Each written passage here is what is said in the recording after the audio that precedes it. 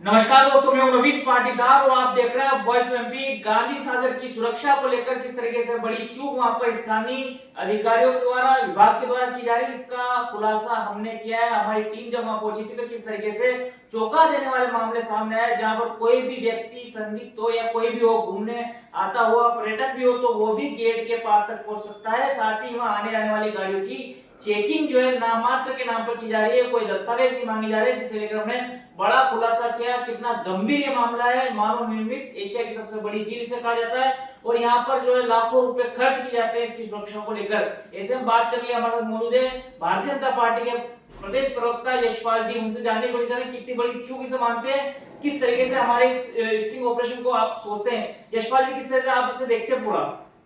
मैंने नवीन जी voice of MP ने एक बार पुनः अपने दायित्व का निर्वहन किया और स्टिंग ऑपरेशन में लगभग 25 मिनट का आपकी जो परिश्रम, आपका जो मेहनत है, मैंने अपने उसको देखा है।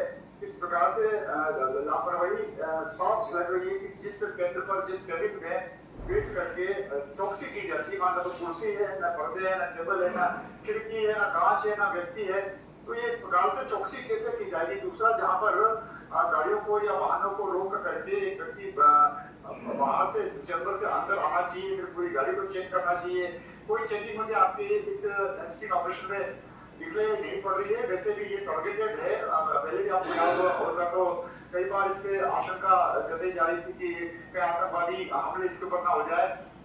तो ये निशाने पर वैसे भी है। सुरक्षात्मक दृष्टिकोण से सिंचाई विभाग का भी इसमें रोल है, डब्ल्यूआईडी का, फिर विद्युत कंपनी का भी इसमें कहीं ना कहीं रोल है।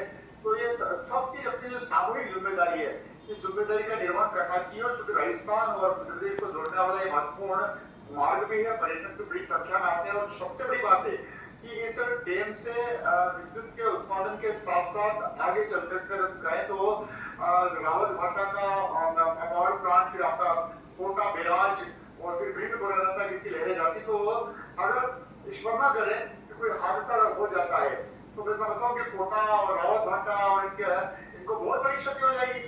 तो इसको लेकर के जिस प्रकार से आपने दर्शाया, दिखाया है, शासन प्रशासन के जिम्मेदार लोग इसको गंभीरता से लें। शासन के बजट भी आते हैं, प्रशासन के की चौकसी निगरानी इसमें बहुत आवश्यक है, क्योंकि इससे न केवल सिंचाई बल्कि विद्युत का उत्पादन भी, ड्रिंकिंग वाटर भी इससे जुड़ा हुआ है, पर्यटन भी इससे जुड़ा हुआ है। मानव निर्मित सबसे बड़ी झील ये मंदसौर जिले की गांधी सागर में है। बड़ी सतर्कता के साथ, बड़ी मुस्तैदी के साथ इसको बनाया गया था और भारत की सरकार का और राज्य की सरकार का करोड़ों की राशि इसके मेंटेनेंस को भी आती है। तो जब इतना होता है तो फिर आज सवाल ये उठ रहा है कि आखिर कहाँ है बंदूकधारी, कहाँ है चौकसी रखने वाले, कहाँ है वाहनों की चेकिंग करने वाले, किस प्रकार की चेकिंग हो रही है। याद है एक दशक पहले जब हम मतदान किया करते तब जाते थे तो गाड़ी से एक एक व्यक्ति को उतार के डिक्की को चेक की जाती थी, बोनट को चेक किया जाता था। दोनों नाकों पर, दोनों केंद्रों पर वाहनों की आवाजाही की वायरलेस मैसेज से सूचना आती थी। ये गाड़ी सच सच यहाँ से रवाना हो गई है, जो रावत भाटा कोटा की तरफ जा रही है, जो मंदसौर नीमच की तरफ जा रही है।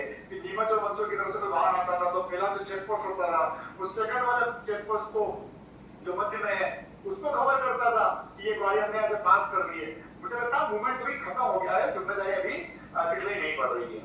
यशपाल जी, साथ ही अगर बात करें तो अधिकारी कितने बड़े लापरवाह जो उनके उनके पास पहुंचे, मीना साहब करके अधिकारी है, उनसे जानने की कोशिश करी तो वो कह रहे हैं आरटीआई के तहत आप कागज लगा लो, आपको जानकारी मिल जाएगी। वो वहां बोलने को राजी नहीं। कितने बड़ी लापरवाही अधिकारियों की मानी जाए। जब स्टिंग ऑपरेशन चलता है तो हाथ नंबर को आरसी का, बल्कि को फांसी का, क्या आरटी के अंतर्गत क्या जानकारी जो जो दिख रहा है कैमरे की, कैमरे में जो तेज है, जो जर्नलिस्ट पत्रकार जान को जोखिम में डाल कर पत्रकारिता कर रहा है। सबसे बड़ी बात तो कि मैंने आपको देखा, आप देख के बिल्कुल नजदीक पहुंच गए थे, सेल्फी के साथ उसको वीडियो करने को, तो आप कैसे पहुंच गए? इसी बात का प्रमाण है कि आपको कोई रोक नहीं रहा, तो भी जब आप पहुंच सकते हैं तो आपको जिम्मेदार व्यक्ति है। जो अनजान और शरारती तत्व होगा, जो कहीं घटनाक्रम को अंजाम देने का षड्यंत्र करता तो आसानी से कर सकता है। और जिम्मेदार व्यक्ति ने जब इस तरह से पूरे कवरेज को कर दिया, अपना एक भी बंदा वहां पर मौजूद नहीं था, तो ये तो बड़ी आश्चर्यजनक बात है, बड़ी चिंता की बात है। आप इसे लेकर क्या आगे कदम उठाएंगे? किस तरीके से आप जो है जिम्मेदार अधिकारियों को अवगत कराएंगे, विभाग को अवगत कराएंगे, या ऊपर किसी को जो पत्र लिखेंगे? निश्चित से मैं मेरे दायित्व पर निर्भर करूंगा, क्योंकि आपसे मेरी सम्मान भी हो रहा है, मैं जिम्मेदार व्यक्ति हूँ। मैं भारतीय जनता पार्टी के नेतृत्व में हमारी अपनी सरकार है मध्य प्रदेश में भी है, राजस्थान में भी है। उसको लेकर के हम निश्चित से आगे भी चर्चा करेंगे। जिला कलेक्टर दोनों जिले के जिला कलेक्टर, नीमच के जिला कलेक्टर या मंदसौर के जिला कलेक्टर को उनको भी अवगत कराएंगे कि ये बहुत महत्वपूर्ण, बहुत चिंताजनक और बहुत जिम्मेदारी वाला गांधी सागर का ये मानव निर्मित झील है, डैम है। और इस डैम से इस डैम को लेकर के 150-200 गाँव ने अपनी आहुतियां दी है। देखो 200 गाँव, 210 गाँव में डूबे हुए हैं, बड़ी झील है। और आपको याद होगा कि 2019 में जब बाढ़ आई थी और बाढ़ की कंट्रोल और नियंत्रण नहीं होने के कारण से चिंता की लकीरें बढ़ गई थी। जब पानी को छोड़ने का इश्यू आ रहा था तो कोटा और आगरा हाहाकार मच गई थी। इतना पानी कम छोड़ो, हम डूब जाएंगे, हम मर जाएंगे। तो ऐसे में अगर क्षतिग्रस्त हो जाता है, अगर षड्यंत्र हो जाता है, तो कोटा के क्या हाल होंगे, रावतहटा के क्या हाल होंगे, हमारे अपने प्रदेश के, हमारे जिले के क्या हाल होंगे।